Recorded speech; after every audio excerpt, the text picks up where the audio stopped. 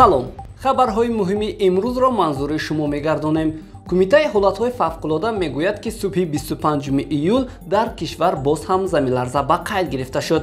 замин дар маркази он ноҳияи Рашт 3-4 балл ҷунбида, ларзиш дар ноҳияҳои Тоҷикобод 3 баллро ташкил дод. дар натиҷаи заминларза хисорот ва талафоти ҷонӣ ба қайд гирифта нашудааст. хотиррасон мекунем ки 10 июл дар Тоҷикобод ва Рашт заминларза бо 5-6 балл рух дод. мутаассифона бар асари он хисороти ҷонӣ ва молӣ ба қайд гирифта шуд. суроғаи видеои заминларза ва талафотро дар канали мо пайдо карда метавонед.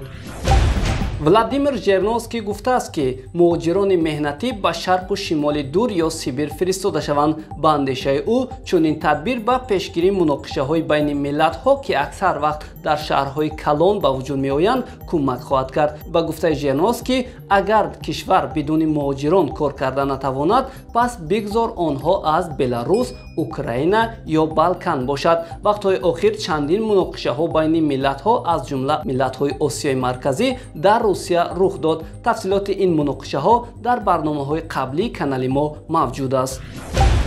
Сомон Маҳмадбеков дар бозиҳои Олимпии Токио 2020 аз гӯштини дзюдо ба 8-1 финал роҳ ёфт, вале дар ин давр аз паҳлавони Озарбойҷон бо 1-0 мағлуб шуд. ҳамин тариқ бозиҳои Олимпии Токио 2020 барои Сомон Маҳмадбеков анҷом ёфтанд. фардо Акмал Муродов, 28 июл Комроншоҳ Усопирён ва 31 июл Темур Раҳимов мусобиқаро идома медиҳанд.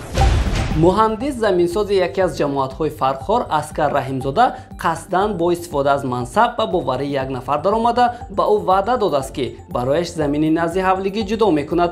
бо ин мақсад заминсоз аз шаҳрванд 7000 сомонӣ гирифта ба манфиати номбурда ягон амали муайянро иҷро накардааст. вобаста ба ҳолати мазкур нисбати Раҳимзода бо моддаҳои кодекси ҷиноятӣ парвандаи ҷиноятӣ оғоз карда шуда ба суд ирсол гардид.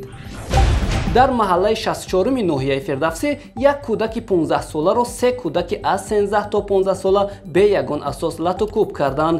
дар натиҷа ҷабрдида ҷароҳати ҷисмонӣ бардошта дар ҷои ҳодиса ба ҳалокат расидааст. инчунин дар ноҳияи Масчоҳ як нафар бо гумони қасдан расонидани зарари ҷисмонӣ дастгир карда шуд. ба гуфтаи ВКД ӯ бо ҷавони 25 сола ҷангу ҷанҷол намуда бо панҷшоха як маротиба ба қафаси синаи ҷабрдида задааст ки ҷабрдида зарари ҷисмонӣ бардошта дар беморхона бистарӣ гаштааст.